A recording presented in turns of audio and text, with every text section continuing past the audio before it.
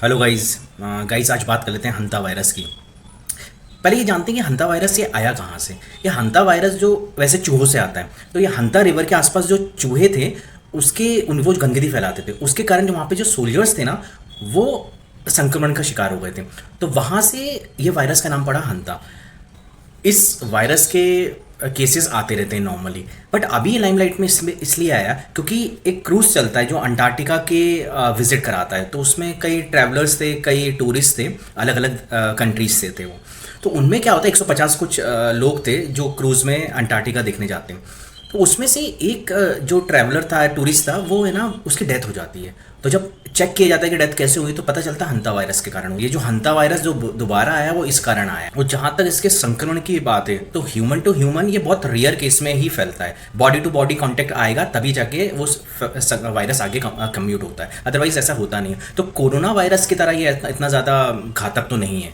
बस प्रॉब्लम ये है कि इसका जो ग्रोइंग पीरियड है ये थोड़ा सा बड़ा है। मतलब ये बॉडी के अंदर आ जाता है तो पता नहीं चलने देता है। तो 45 डेज का अप्रॉक्स कुछ इसका ग्रोइंग पीरियड होता है, तो आपको पता ही नहीं चलेगा कि आपके अंदर वो वायरस आ गया। फिर जब बढ़ जाता है तब इसका इम्पैक्ट पता चलता है। तो ये इसके साथ थोड़ा सा प्रॉब्लम है। अदरवाइज ऐसा नहीं है कि बस ये हवा में ही फैलने लग जाएगा ह्यूमन टू ह्यूमन, ऐसा कुछ होने वाला नहीं है। तो अभी जो सिचुएशन ऐसी चल रही थी, पैनिक हो रहे थे लोग कि नहीं कोरोना जैसा आ गया है, दोबारा से लॉकडाउन लग जाएगा, तो ऐसा कुछ होने वाला नहीं है। हाँ, अभी जो 150 लोग हैं जितने बच गए हैं, वो लोग का ये आइसोलेशन में रखा जाएगा, जिससे पता चले कि कौन कौन इन्फेक्टेड थे इस वायरस से या इन्फेक्शन हो गया उनको, तो वो चेक किया जाएगा। बाकी ऐसा कुछ पैनिक वाला नहीं है कि लॉकडाउन लग जाएगा या फिर फ्यूचर में कुछ बुरा होने वाला है, कोरोना जैसा फिर से एक टाइम आने वाला है, ऐसा कुछ नहीं होने वाला है। बाकी इसके केसेस हर साल आते रहते हैं, 800-900 का कुछ एवरेज है, आते रहते हैं, लोग ठीक भी हो जाते हैं। तो इतना बड़ा बहुत ज़्यादा पैनिक सिचुएशन वाला सीन है भी नहीं। और रिस्ट्रिक्टेड एरिया है जहाँ पर वो चूहे रहते हैं, उनसे जो गंदगी होती है, और वो गंदगी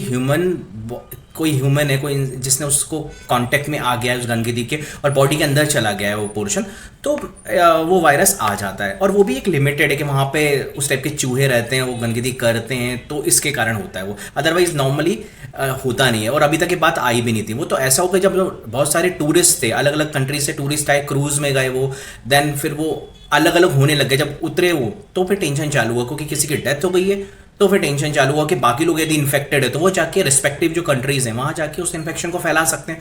तो ये न्यूज़ में आ गया, तो न्यूज़ में आया तो एकदम पैनिक वाली सिचुएशन आ गई। हालांकि ऐसा कुछ है नहीं, बहुत ज़्यादा इम्पैक्ट वाली चीज़ नहीं है, क्योंकि बॉडी टू बॉडी इसके जितने वेरिएंट है, मैक्सिमम जो वेरिएंट है इसके, वो इन्फेक्शन ऐसे नहीं फैलाते। हाँ, एक वेरिएंट है ज़रूर जो बॉडी टू बॉडी कम्यूट हो जाता है ईजिली, बट वो शायद अभी कन्फर्मेशन पेंडिंग है उसकी।